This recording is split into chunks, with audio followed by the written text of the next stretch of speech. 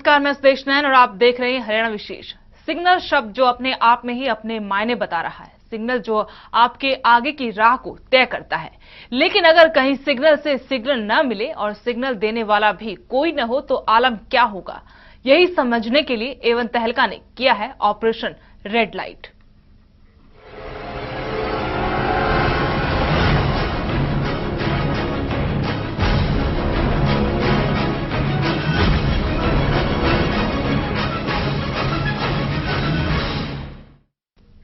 हरियाणा में ट्रैफिक व्यवस्था एक बड़ी समस्या बन चुकी है। प्रदेश के लगभग हर शहर में रेड लाइट दम तोड़ चुकी है और ट्रैफिक व्यवस्था को लेकर ट्रैफिक पुलिस फिक्रमंद नहीं लगती।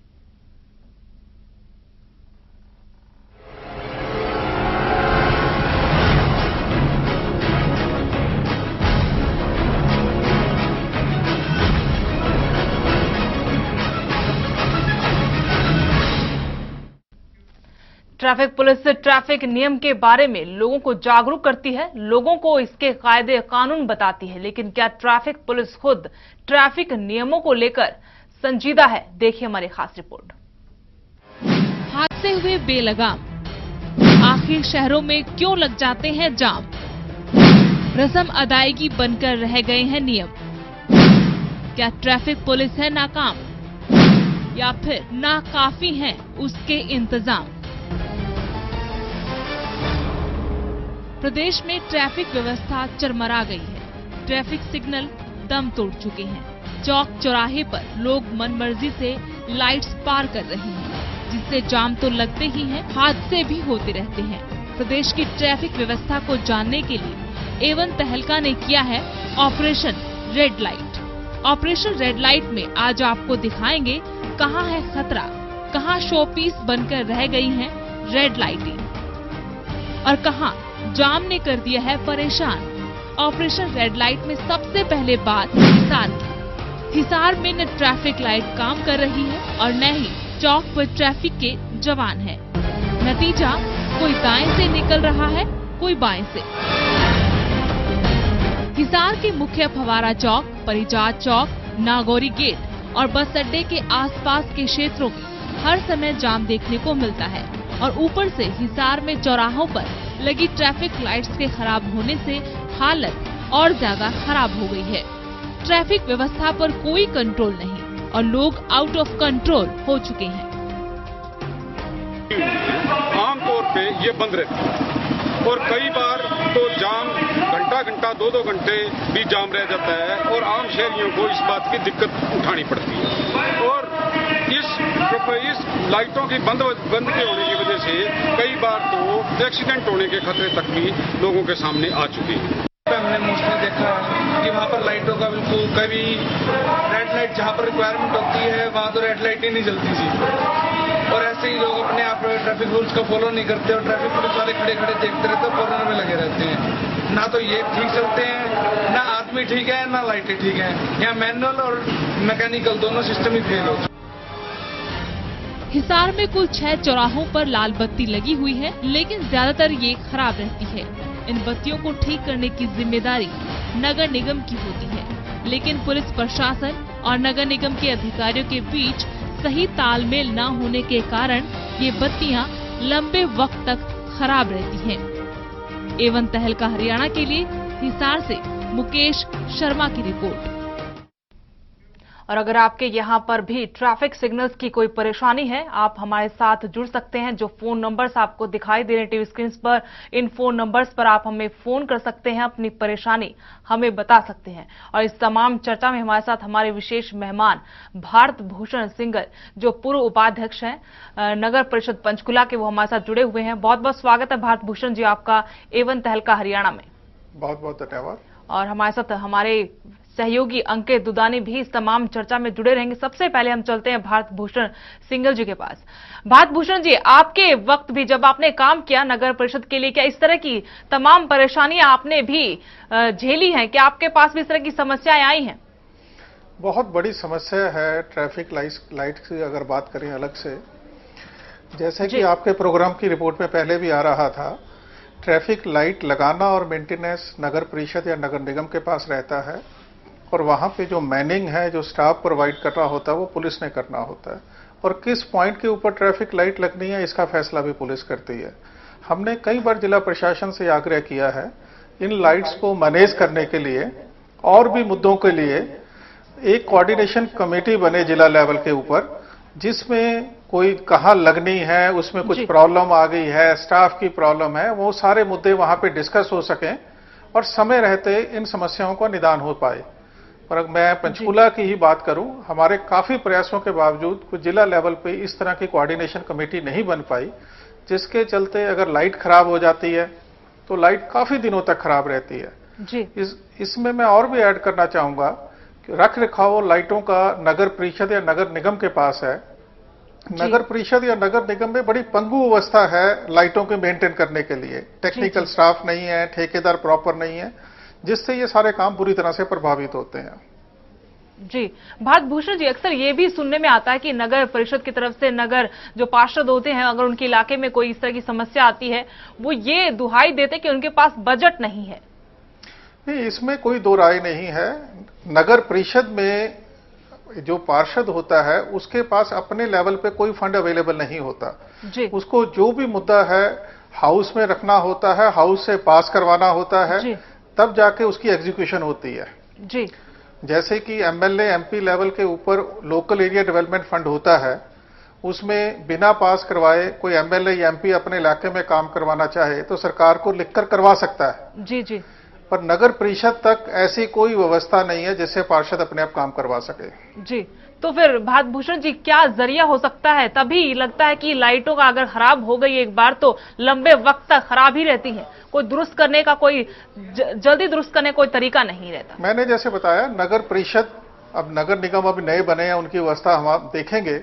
अभी तक नगर परिषद का जो एक्सपीरियंस रहा है मैं वो आपसे चर्चा कर रहा हूं।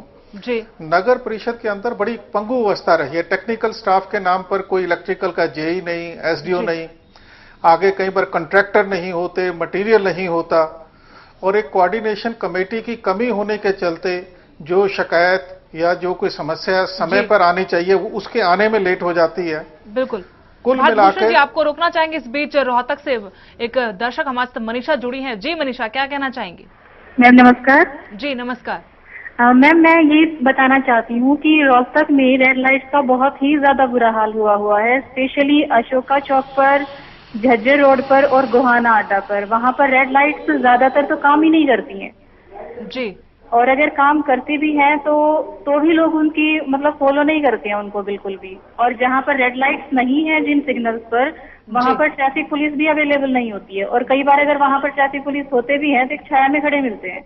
जी मनीषा, हमसे बातचीत के लिए बहुत बहुत शुक्रिया।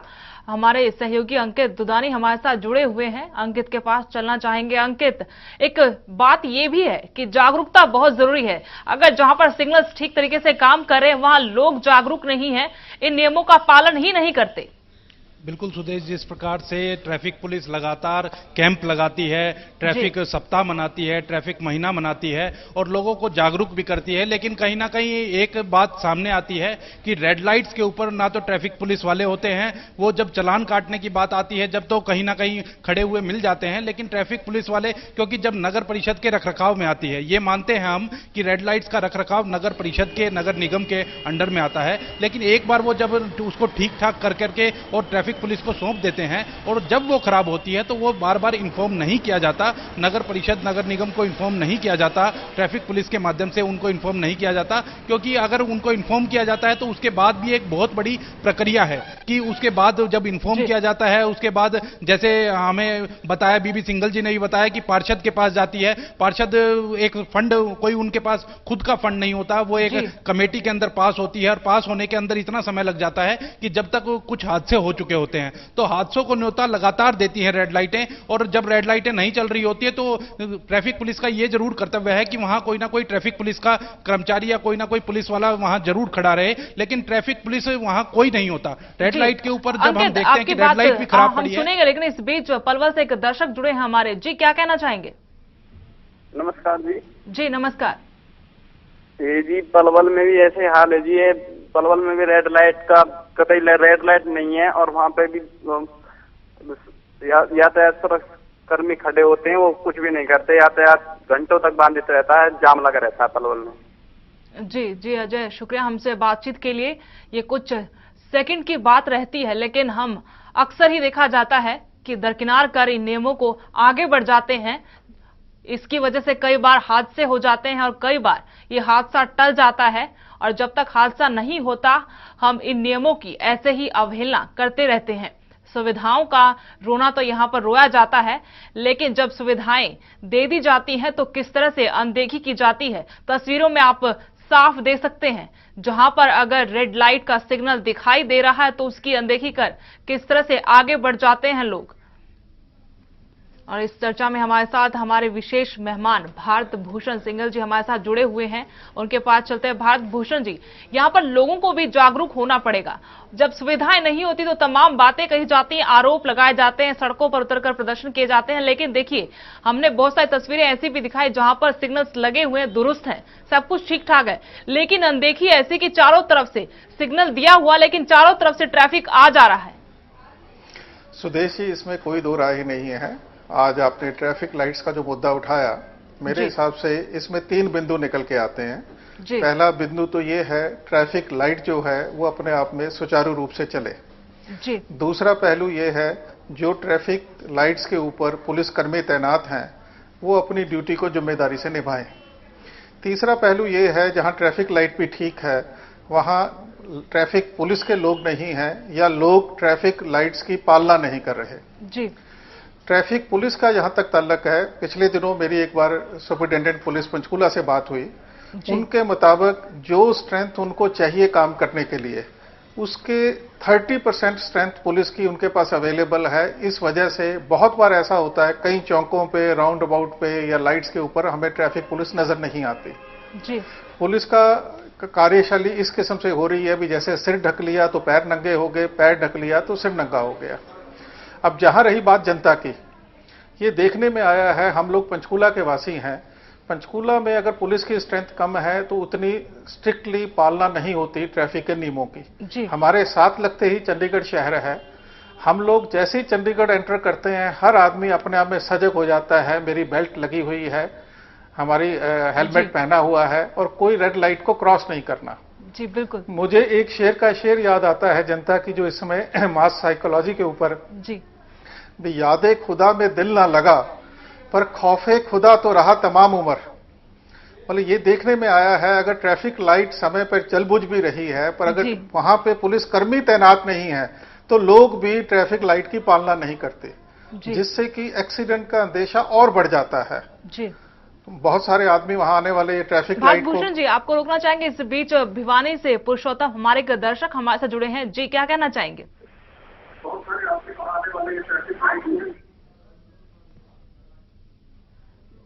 जी पुरुषोत्तम जी, अपने टीवी सेट की वॉल्यूम जरा कम रखें।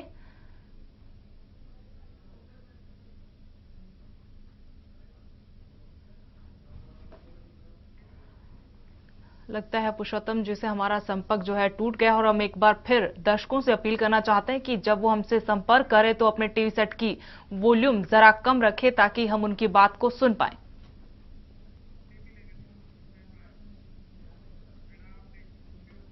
ट्रैफिक पुलिस ट्रैफिक नियम के बारे में लोगों को जागरूक करती है, लोगों को इसके कायदे कानून बताती है, लेकिन क्या ट्रैफिक पुलिस खुद ट्रैफिक नियमों को लेकर संजीदा है? देखिए हमारी रिपोर्ट।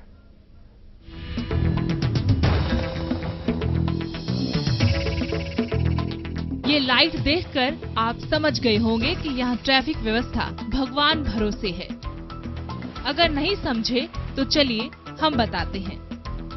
दरअसल यहाँ की ट्रैफिक लाइट एक साथ 2 दिशाओं की तरफ जाने का इशारा कर रही है, और ये दोनों दिशाएं ऐसी हैं कि अगर दोनों दिशाओं से एक साथ ट्रैफिक निकला तो हादसा होना लाजमी है। ट्रैफिक लाइट खराब है या ट्रैफिक पुलिस तो है, लेकिन वो लाचार है।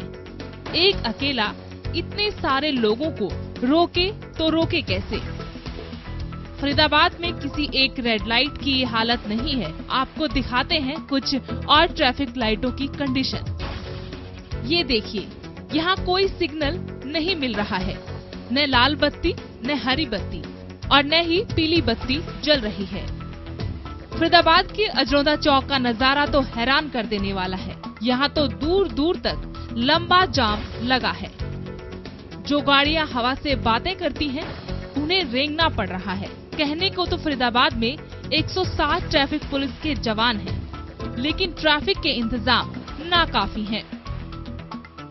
देखिए, जितने भी पॉइंट्स आइडेंटिफाई किए हुए हैं जहाँ पे व्हीकल का जो मूवमेंट है ज़्यादा है या जिन पॉइंट्स पे कंजेक्शन है, वहाँ पे हम 160 आदमी करीब हमारे पास ट्रैफिक में है और उनकी हम जो है NIT क्षेत्र में, बल्लभगढ़ क्षेत्र में और सेंट्रल क्षेत्र में प्लस GT रोड को कवर करते हैं। तो जहाँ तक लाइट के उसकी बात है, तो लाइट्स जहाँ पे हैं वहाँ पे जैसे बिजली व्यवस्था उपलब्ध होती है तो आसानी रहती है, अदरवाइज हम मैनुअल उसको ऑपरेट करते हैं और जहाँ पे नहीं है उनको भी आइडेंटिफाई करके और अब प्रपोजल कॉर्पोरेशन को भेज रहे हैं। ट्रैफिक लाइट्स को सही करवाने की जिम्मेदारी नगर निगम की होती है। लाइट खराब होने पर नगर निगम को इत्तला दे दी जाती है, लेकिन ट्रैफिक लाइट्स की हालत ज्यों की त्यों रहती है। लिहाजा जाम तो लगता ही लगता है। आए दिन हादसे भी होते रहते हैं। एवं तहलका हरियाणा के लिए फरीदाबाद से भूपेंद्र चौधरी की रिपोर्ट। और इस बीच हमारे साथ रोहतक से हमारे एक दर्शक सोमवीर जुड़े हैं। जी सोमवीर जी, क्या कहना चाहेंगे? देखिए मैम, रोहतक में ट्रैफिक लाइटें हैं लेकिन कुछ खराब हो चुकी है, कुछ की हालत बड़ी खस्ता है जी। ये नए बस स्टैंड के पास है, इसके चलते कई बार हादसे भी हो जाते हैं जी। और मैम कई बार तो पुलिस खड़ी रहती है लेकिन फिर भी वो आराम से बैठी रहती है, कुछ करती नहीं है जी। और लोग बाग मनमर्जी से जैसे भी हो आते हैं जाते हैं और लोगों को काफी जाम का सामना करना पड़ता है। जी सोमवीर जी, बहुत बहुत शुक्रिया हमसे बातचीत के लिए। और ये हाल प्रदेश के लगभग सभी शहरों का है। या तो वहां पर सिग्नल काम नहीं कर रहे, काम कर रहे हैं तो फिर लोग उन नियमों की अवहेलना कर रहे हैं। पुलिस, जो ट्रैफिक पुलिस के जवान हैं, या तो हैं नहीं वहां पर, अगर हैं तो वो छाया में खड़े होकर अपनी ड्यूटी पूरी कर रहे हैं। लेकिन ड्यूटी किस तरह से पूरी की जा रही है, धड़ल्ले से लोग नियमों को तोड़कर आगे बढ़ जाते हैं। फरीदाबाद, भिवानी, पानीपत, रोहतक, हिसार की आप तस्वीरें देख रहे हैं। यहां पर सिग्नल लगाए जरूर गए हैं, लेकिन ये सिग्नल्स, जो रेड लाइट दिखाई दे रही है आपको, सिर्फ और सिर्फ ढकोसला, शोपीस साबित हो रही हैं, क्योंकि लोगों को लगता है मायने ही नहीं पता इन लाइट्स के। इस बीच गुड़गांव से बिट्टू, हमारे एक दर्शक हमारे साथ जुड़े हैं। जी, क्या कहना चाहेंगे? वही गुड़गांव में जो जितनी रेड लाइट लगी है, रेलवे रोड से लेके जी और अपने राजीव चौक तक जी लाइटें लगी हैं, अप टू डेट काम करते हैं, पर कोई इसका पालन नहीं करता, ना कोई ट्रैफिक वाला पुलिस वालों को रोकता जी। आए दिन, खासकर जो अपना जेल चौक है, पुराना जेल चौक है जी, वहाँ इतना बुरा हाल है कि ऑटो लाइन में खड़े हो जाते हैं बिल्कुल, और लाइट हो जाती है, नहीं होती, जब भी चलते हैं इनको कोई रोकने वाला नहीं। और 3 व्हीलर वालों का इतना बुरा हाल है, जहाँ मर्जी इधर काट देते हैं जी। और 1.5 किलोमीटर, पीक टाइम में 1.5 किलोमीटर का जाम में लग जाता है जी। इसलिए हम तो ये शहर में गाड़ी ले जा भी नहीं सकते, जब भी जाते हैं तो अपनी बाइक से अपनी गाड़ी ले जाना हमारे लिए कि मतलब एक आफत गले में डालना है। जी बिल्कुल बिट्टू जी, और हमसे बातचीत के लिए बहुत बहुत शुक्रिया आपका। ये हम बार बार कह रहे हैं कि एक शहर, एक इलाके की परेशानी नहीं है, हर जगह ही कुछ ऐसा ही हाल है। सूरते हाल हम बयां कर रहे हैं, अलग अलग शहरों की तस्वीर दिखाई, लेकिन तस्वीर एक ही कहानी बयां कर रही है कि लोग परेशान हैं। ये लोग की सुविधा के लिए लगाई गई थी, लेकिन जब लोग इन सुविधाओं का ही फायदा नहीं उठाएंगे और खुद जब नियमों की धज्जियां उड़ाएंगे, फिर यही हाल होगा। जाम ऐसे ही लगते रहेंगे और उनकी जान यूं ही ऐसे ही बिखर जाएगी, हादसों का शिकार भी बनेंगे। और एक बार फिर चलते हैं, हमारे विशेष मेहमान भारत भूषण सिंगर हमारे साथ जुड़े हुए हैं। भारत भूषण जी, आप बिल्कुल सही कह रहे थे कि जब नियमों का सख्ती से पालन करवाने वाली पुलिस, ट्रैफिक पुलिस हो, तो फिर लोग भी लाइन पर आ जाते हैं। आपने चंडीगढ़ का सही उदाहरण पेश किया है। तो जैसे गुड़गांव से भी हमारे साथ कॉलर जुड़े हैं, सबका यही हाल है कि ट्रैफिक यहाँ पर नियमों की अगर बात की जाए, व्यवस्था की गई है लेकिन पालन कहीं नहीं हो रहा।